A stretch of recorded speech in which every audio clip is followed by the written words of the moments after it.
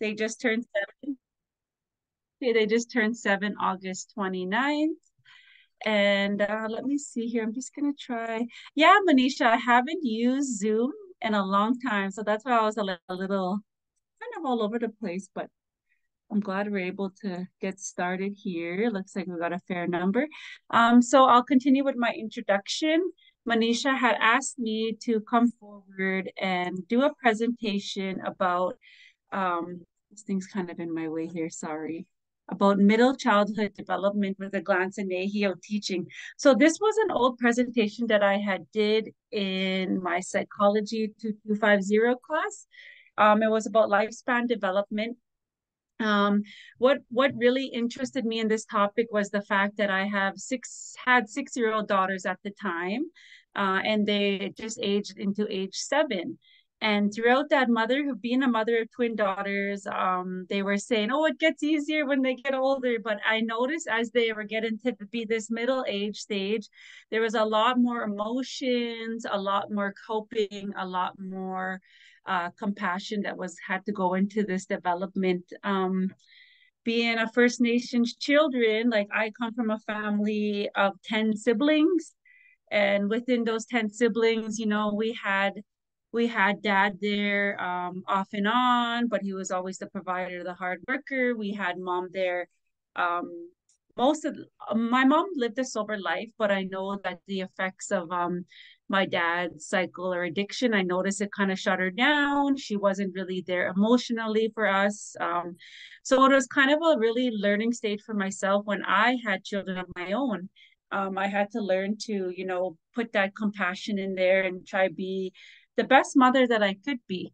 My daughters are in grade 2. I'm going into my first year of bachelor's, and as a student, I actually joined the. I'll be graduating Saturday with the Indigenous Social Work Diploma. And when I first started my education journey, it was something I just kind of thought, hey, I should do this. It's at the pandemic. We're living from our screens. So it kind of just fit hand in hand. But I noticed the more I started to share my story, the more I started to release things that were held in there from 10 years and so on.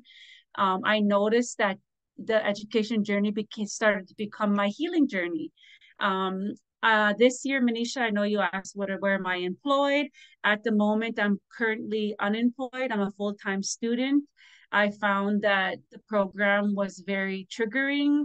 The program was very heavy at times.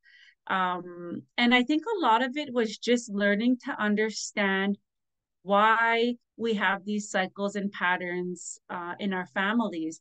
And right now in my practice right now, my focus is how to cope with cycles in our family.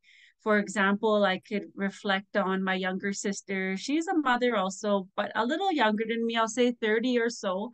Um, and I noticed that every time she has this bad cycle of like abandoning her children or her addictions taking over, I realize that it affects me so much that I'm, coping and feeling negative all the time or stressed or heavy. So right now my focus is how do we as Indigenous people cope with the cycles of people in our family? Like it could be my sister, it could be my partner, it could be my, somebody, my brother. So it's just finding those ways to cope, if that's through culture, through ceremony, through breathing techniques, whatever my Indigenous box holds. So right here, I'm just going to try and move this out of the way. There we go. So physical development, age 6 to 11. So this is just stuff that I reflected on my presentation at the time. It feels like I think it's been about a year since I did this, so it should be good to maybe I can add to it a little more. But children right now in this stage, they grow 2 to 3 inches and gain 5 to 8 pounds per year. Genes and nutrition influence the rate of children's development. Reflection towards Indian residential school food menus. So malnourishment was kind of my topic that I was pointing at. We had watched a seminar and went to a presentation where a young lady actually shared an Indian residential school food menu. I remember the first time I seen this menu, I felt really heartbroken. I felt really upset. I felt really angry. And I just thought to myself, like, nowadays it's so hard and challenging just to get our own children to, have food that's nourishing for them. Like sneaking in the greens, and I have to use the powder. Like, there's so many different techniques we got to do as mothers to help our children physically develop. And when I think about the malnourishment within the residential schools, it was really a tough time. But I'm at the same time, I'm glad that it got brought up because it kind of made me go and explore and try get more different answers to how this was and how it went on. So my late grandmother and my late great great grandmother and my father went to residential school. So at this time, I was only able to ask my father, like, is this, what did you guys eat? How was it? I remember him saying there was a lot of oatmeal, there was a lot of rice, there was not much meat, there was, not much. So at the same time, my daughters came home from school and they're learning about residential school. So I asked them, well, what are you girls learning? And, to them, they're like, what brought this up was we were driving to Powwow and there's a big brown building, kind of looked like a school, like just an old school basically. And my daughters told me, Mom, we're learning about residential school. And I said, oh, okay. So what are you learning about? And so what they shared with me was that, that the one of the things that they talked about was the language. And I'm glad that they had that understanding because right now, a lot of our language is sleeping. I know a lot of people will say our language is dead, our language is gone, but I heard this elder say to me one time, our language is sleeping, and it's up to us as parents, as caregivers, to wake that up. Like in our language, it's like wanska, like to wake up that language. So I really got a chance to reflect on the whole past and thinking about this and the development. So um as I move forward here, the lung capacity gives greater endurance and speed.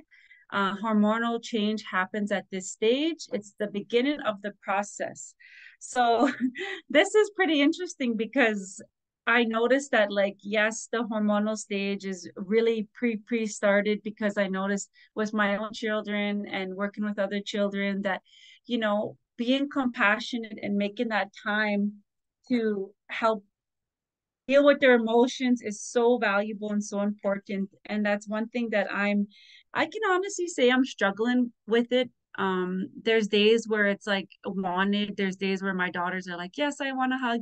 There's days where they resist, like they resist things. They don't want to be touched, they don't want to be loved. And I just think to myself, at age 7, they're already feeling this. Like, so me as a mother, I'm doing my best to try and find more different techniques to help them grow to be loving people and proud of themselves. So muscles become much bigger. I don't know, there's a part cut off here, but I wonder if I can make this smaller. Okay, put this down.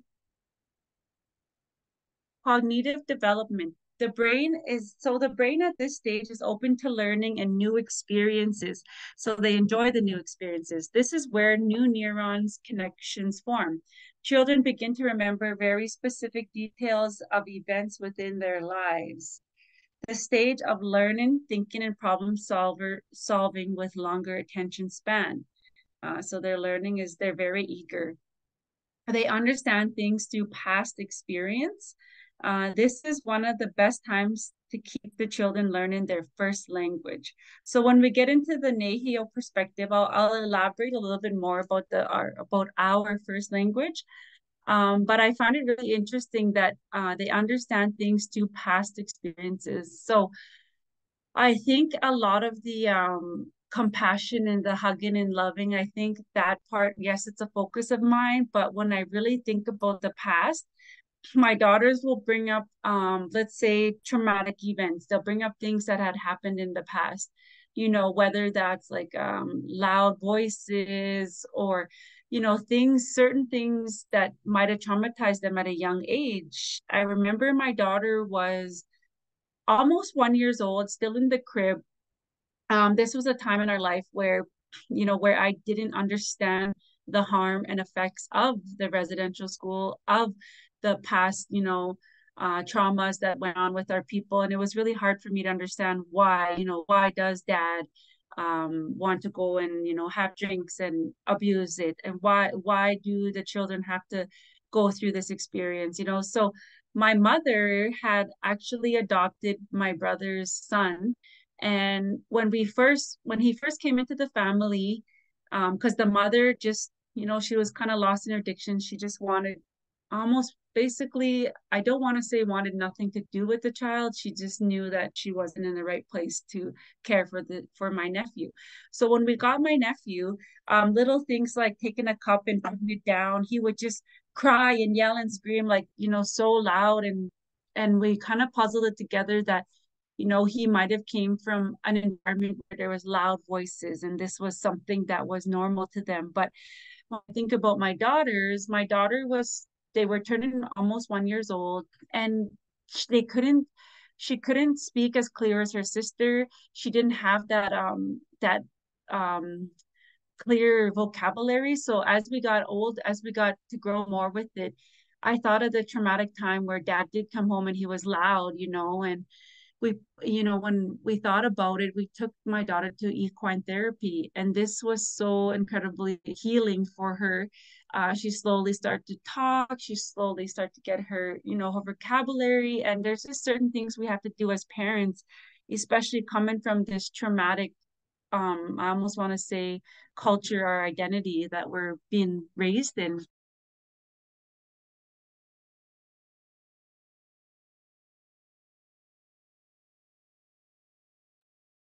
Okay, so adrenarche. This is ages 6 to 8. So adrenarche is a gland. This is located above the kidneys, and it's triggered within this age and brings on hormonal shifts. Influences interests, behaviors, feminizing and masculizing hormones may influence sexual attraction. This is pre-puberty stages start the initiation of for about 2 years of lots of emotions that cause tons of sensitivity, emotional changes, and us parents can start giving attention towards this change by being compassionate. So on this one, what I did was I thought, okay, why, or one sec.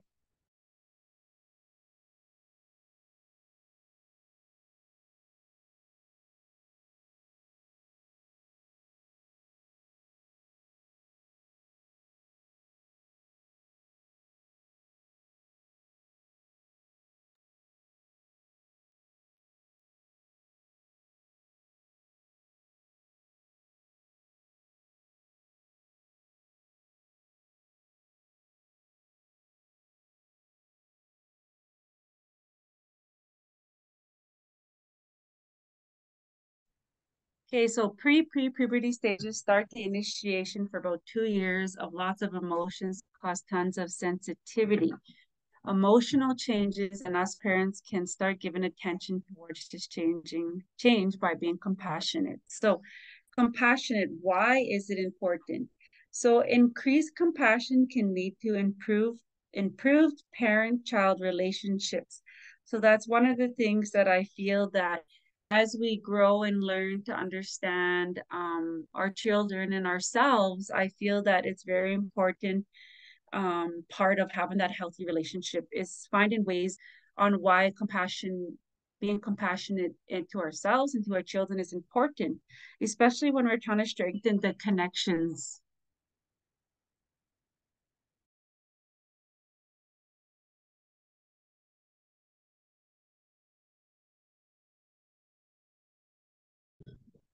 Physical development indigenous circles. All right, so on the back of this, you can see a picture. That's me in my jingle dress, my daughter Kalea, who dances jingle as well, and Alerica, who's in her fancy outfit. So physical development with the Indigenous Circle was kind of, I almost want to say something that had influenced my life to be not only a better person, but also to take on the lead of being an educator in this area. So I didn't start dancing powwow till I was about 11 years old. I started dancing powwow. And then within that time, I danced till I was about 18 years old. When I turned 18 years old, the government had given us large sum of money, which was part of our oil money. I think I had received about $70,000 at the time of age 18. And when I reflect back now, I'm just thinking to myself, like, I wish we would have got the money when we were like 25 or like 25 years old, probably, because when I think about it, 18 years old with that sum of money was really not a great idea. A lot of the money, just went to a brand new vehicle. A lot of the money went to substance abuse. A lot of the money went to, helping family. And now when I think about it, if I had that money, I would probably be investing in a house. I'd be traveling to powwows. I would have had a much different approach. So having the space and having parents who are involved in powwow dancing and ceremony actually helped me to realize at age 19, okay, it's time to go back into dance and powwow. This is something I am passionate about. This is something I love doing. And as I got older and had my children, we take part in round dances. Children get to take part in feasts and giveaways. So when we went to the round dance, they always have open up with the feast and the giveaway. And the feast is kind of like the ceremonial part.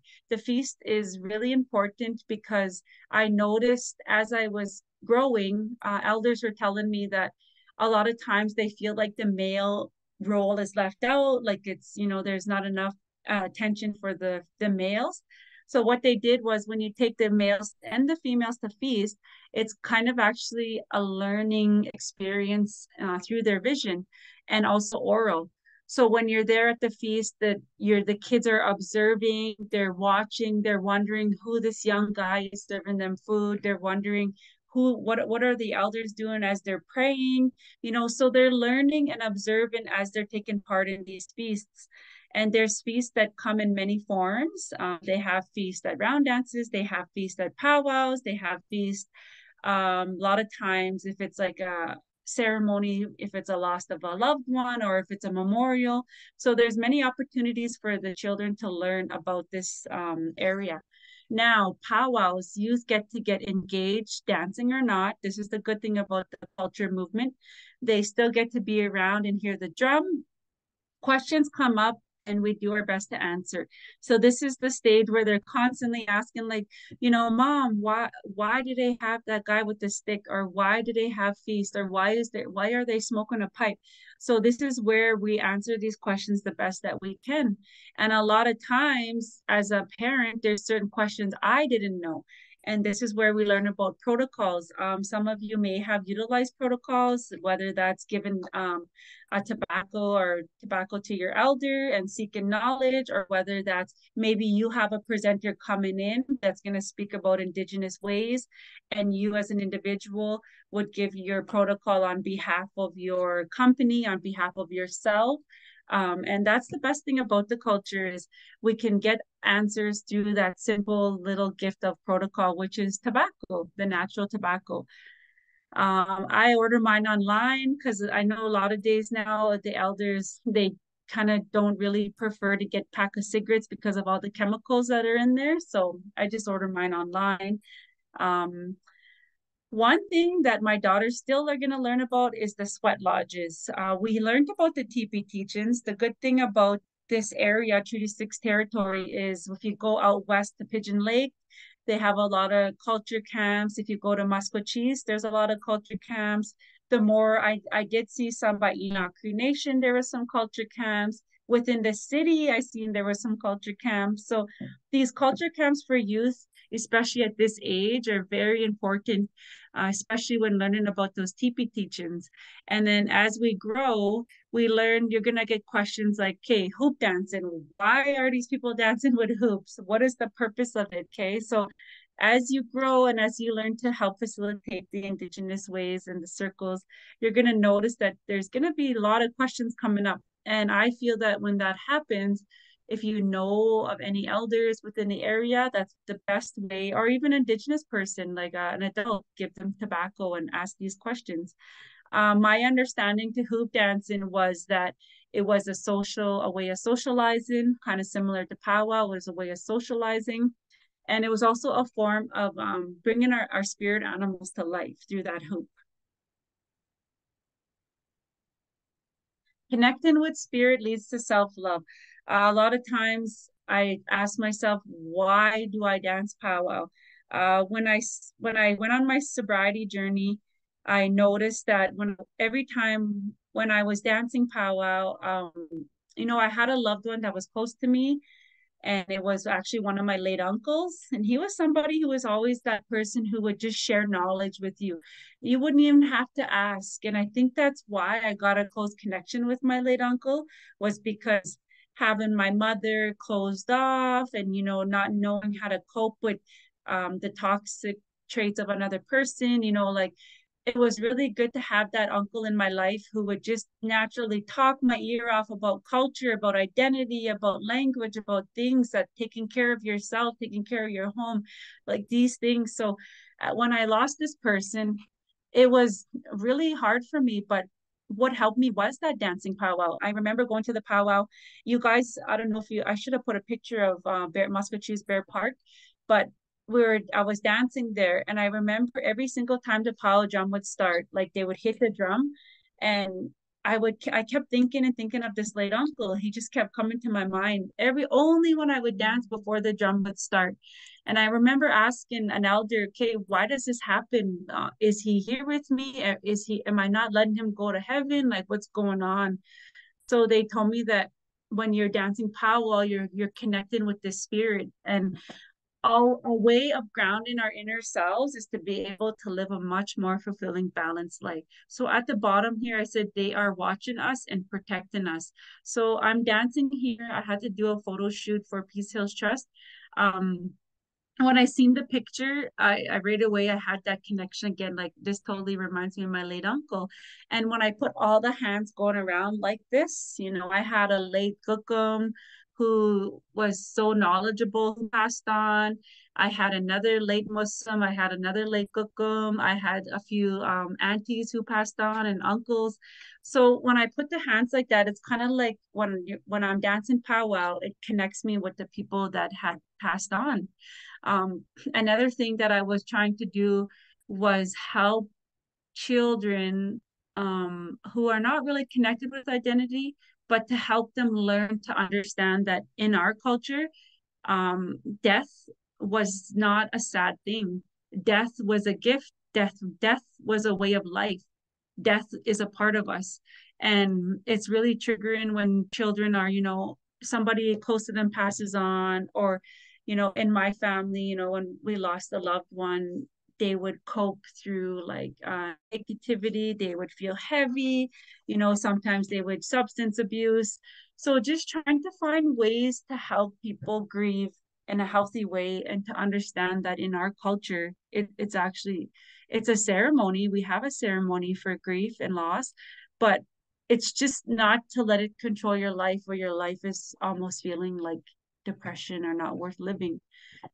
So I love the fact that dance can connect us with the loved ones. And I had a chance to speak with a group of kids about this, and there was a lot shared. There was a lot of emotions that came out. So, the debriefing and the healing afterwards is what we kind of went with. Okay, so when you guys go to when you go to powwow, there's categories, and you might have seen different woman categories, you might have seen different men categories. I kind of just added this in here because along with the dancing journey, I ended up asking a woman's fancy dancer. I gave her tobacco and I said, "What does dancing mean to you?" She had told me, "I dance to pray." She said, when I dance, I'm here for myself and I'm praying for my family and everybody that's, dealing with things in their life. And I thought, okay, thank you. I'm going to share that with everybody that I facilitate or help. So then the woman's jingle. This one, she was very straight out. She said, I dance to heal. And she said, a lot of people know that this is the healing dance. And this dance comes to us from out east.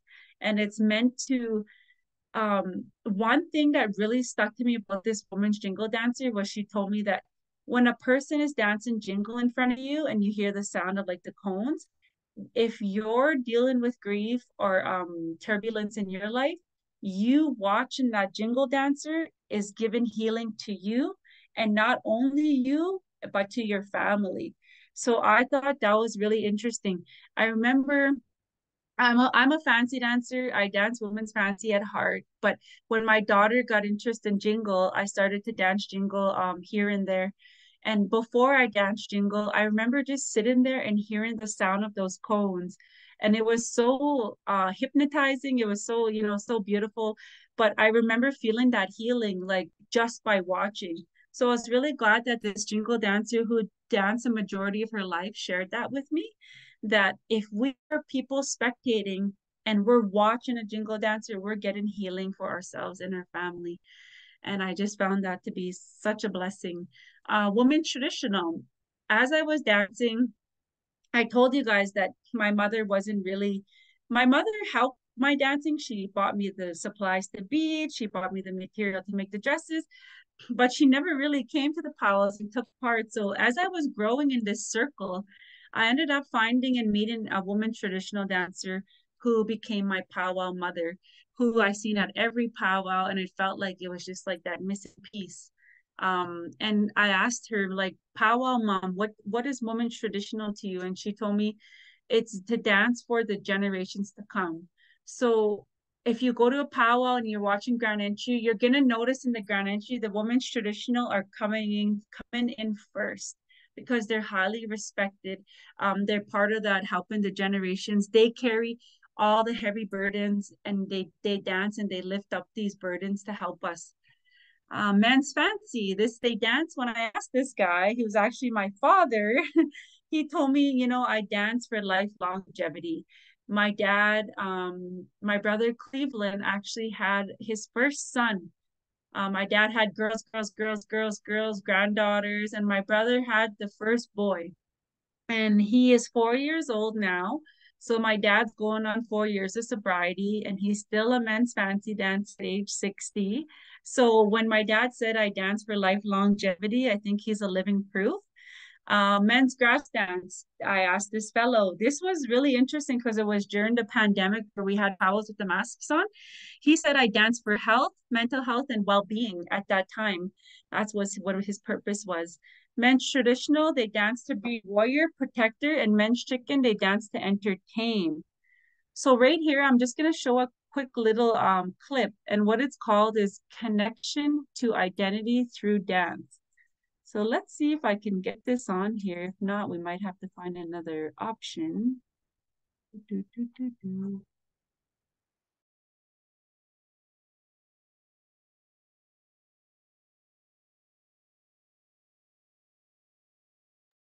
Okay, what I'll do is I'll continue and then I'll go to YouTube and I'll play the video because it seems like something went wrong as I was connecting it. Okay. Cognitive development with Cree language. So as parents, we can practice the language through videos, songs, and teachings. Um, at my daughter's age, turning 7 years old, I thought, okay, what's the best way to get their Cree language embedded in their brains? I went to a Catholic school when I was younger. From there, I went to Wetaskiwin schools. And I noticed as I was growing, there wasn't really much of the Cree language or Cree teachings, nothing like nowadays. I noticed working for the Wetaskiwin district that, they are putting a lot of work into having the schools learn about Treaty 6 territory. They're putting a lot of work into having the language displayed in the building. They're putting a lot of work into the Indigenous support workers who are helping educate and facilitate these different type of areas. And that makes me feel really honored that they're, acknowledging this because my daughters are in grade 2 and they're going to be aging out into grade 3. And at that time, they will be coming to the Wetaskiwin area schools. So as parents, my daughters watch YouTube videos where they have Cree songs. Their Gookum sings this Cree syllabics to them. There's many teachings that they get from their Muslims. So culture provides the tools which shape how children think and what they think about. So this is really interesting because there's a lot of storytelling that comes with ceremony. There's a lot of experience and learning through visual. I put up posters of the syllabics chart in my house. They have images that they have shared from school about the syllabic. So I found this picture really settling for this presentation because we actually went and did the photo shoot I had before for Peace Hills Trust. And we went and checked out the syllabics that they have up there in Edmonton. And, of course, the girls were asking questions and they're making me read the little display there. And they were so proud that, we're Treaty 6, we're Cree people. They're just so honored to have that. And a lot of the teachings that I find beneficial for my children is the land-based teachings, being outdoor. We do little things like scavenger hunts. We talk about how everything has a spirit.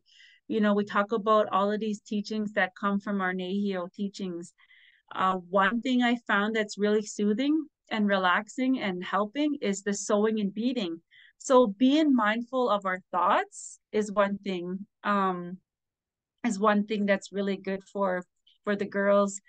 They learned how to bead at age 5, and when they're in the moment, in the zone, it really takes them just to a place of calmness, a place of relaxation. I had the chance to do a presentation called mindfulness beading, and it was just being as I was growing. My late cookum told me I was sewing with a sewing machine and I was making my shawl, and I was getting so mad because the bobbin kept sticking because I was using that adhesive. And I remember my late cookum telling me, no, you need to stop what you're doing. And she kind of got angry with me, and I thought, whoa, like, what am I doing wrong? Like, this machine, it's not me. I remember her telling me, no, you need to walk away. You need to go outside. You need to breathe. If you need to smudge, go smudge. You need to be in good spirit and harmony when you're creating this power regalia that you're going to be dancing and showcasing and healing and giving to people. So after that teaching, it always stuck with me that when we're beading and sewing, we can have a beading class, but we need to be mindful of why did First Nations people bead? Why did we craft certain arts? So just having that thought of being in a good place when you're creating these creations. So our core values, as I was doing this reaching out to elders, I ended up learning about different teachings because in the school system, I brought forward the 7 teachings. We all know about, the sacred grandfather 7 teachings. We know about the teaching of love, the eagle, the buffalo, respect. Those were the teachings that I really, really taught within the school divisions. Also the TP teachings. But as I went to the reserve and I took different teachings with our elders, these are some of the words that they brought up to me. And they're kind of similar to the 7 teachings, but these ones are kind of like, I guess I'll say Treaty 6, Muscocheese area. So Sakito Win, love. So that one is a teaching of love. So in order for me to love and teach my kids love, I need to love myself. That's kind of what I got out of it. Gisa Watisowin is kindness, having kindness in our words, having kindness in the way we present things, having kindness in our hearts. Also, Wakotowin, that was kingship, teaching my daughters their family tree, teaching my daughters who they're related to, teaching them not only that, but teaching them the 4 beings. You girls are related to the bugs, you're related to the animals, you're related to the people, and you're related to like Mother Earth, the humans, the animals, the bugs, the plants. These are all things that we have to respect and take care of because they take care of us. That one was really took a lot of learning. I know we see the word Wakotowin and kingship everywhere. Mio Masinowin, health, our health. As we age on our healing journey, we start to understand that we're not getting younger, we're getting older, and it's very valuable to start, taking care of our health the best way that we can by the food that we eat, even by the thoughts that we hold, and just like the lives that we live. Respect, key sito win. So respecting again those 4 beings and respecting ourselves. Respect was really embedded when my girls learned to dance. They're learning to take care of their regalia because it's taking care of them. Pimatsino, life force, all forces of life. Okay, so it looks like, I guess one. So I know Manisha was sharing this song, but I just wanted to share the syllabic song because when my daughters were teething, I used to wrap them in moss bags. This was before the middle childhood stage. I used to wrap them in moss bags and I used to sing the song to them, the syllabic song. And I found that it was really soothing. My nephew that my mother keeps that I brought up earlier in my story, he when we would sing the song to him, we sang it every night. I feel that the song is actually one of the healing techniques from that indigenous toolbox that helped him heal that trauma of the loudness and that stuff. So I'm gonna press play on this.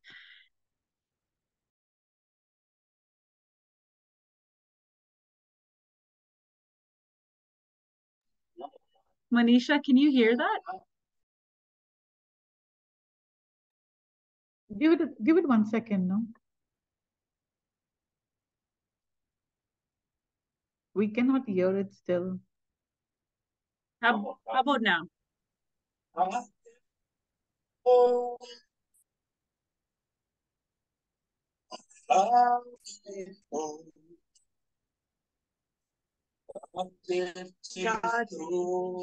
So even if we see a picture of the syllabics, it's Do you have a YouTube link? yeah. Put Put the it in the YouTube chat. link in the chat. Yeah. Okay.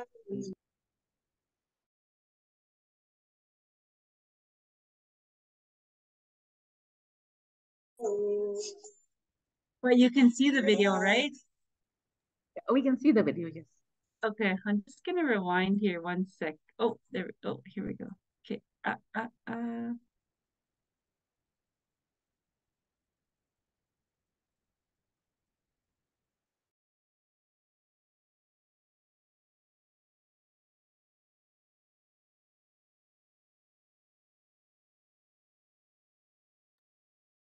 It could have also been my internet because I noticed I live in a rural area, but I noticed my. Just gonna show you guys something. Look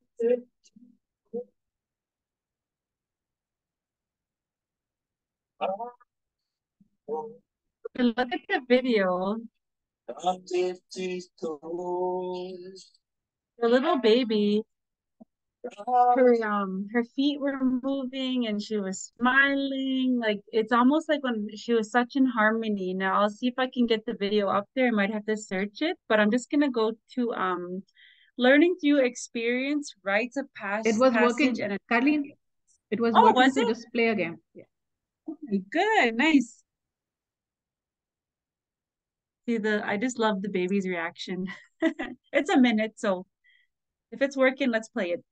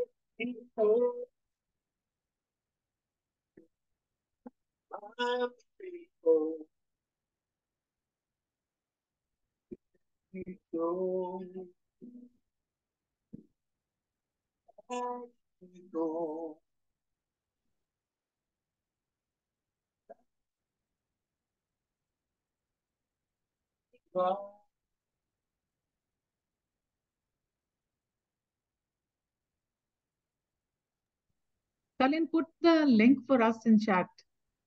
We'll watch it later. Keep on moving. Okay, good. You can hear me, Manisha? Yes, yes, yes. Thank you, thank you, thank you. Okay, so learn through experience, rites of passage. So I talked about the protocol that you give to elders, anybody that you're seeking knowledge from, who hold gifts, natural laws and procedures. So with this one, I thought about feasts being held, roles and responsibilities such as a young woman cooking and a boy serving. So with the natural laws and procedures, at one of the culture camps we had out in Mamio, they had the culture camp, and one of the things that the highlights that stood out to me was what we did was we ended up getting all the women to prepare the feast soup. So the young girls were in the kitchen. They were cutting carrots. They were cutting celery. They were cutting the wild meat. One of the elders was helping the girls, the other group of girls, make the bannock. And all of this was such a huge process. But as I sat there and watched the roles of the female, it was so rewarding to see our young women holding these responsibilities. And then for the boys had to sit with the elder males. They had to do the pipe ceremony, and then they were the scapioses. They were there serving us at the feast. And I remember that they were so in tune with what they were doing that it just looked like they had a lot of pride. They had a lot of pride in this responsibility that they hold as a Nehio boy. So it's really good and interesting to see these camps and to see the indigenous children in this age learn how to be a Nehio, or to learn these teachings to pursue further teachings in their life. So learning new ways of living through experience from elders' teachings.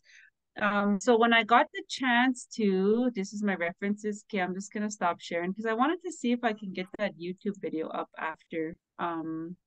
Yeah. Okay, there we go. So one of the things too that I noticed was when I had the chance to do um a bunch of powwow classes. So these powwow classes, we were calling them culture movement. And within these classes, I was teaching the children and the parents that anything that they learn in the class, their job was to pass the teachings on to somebody that they know or somebody in their life. One sec.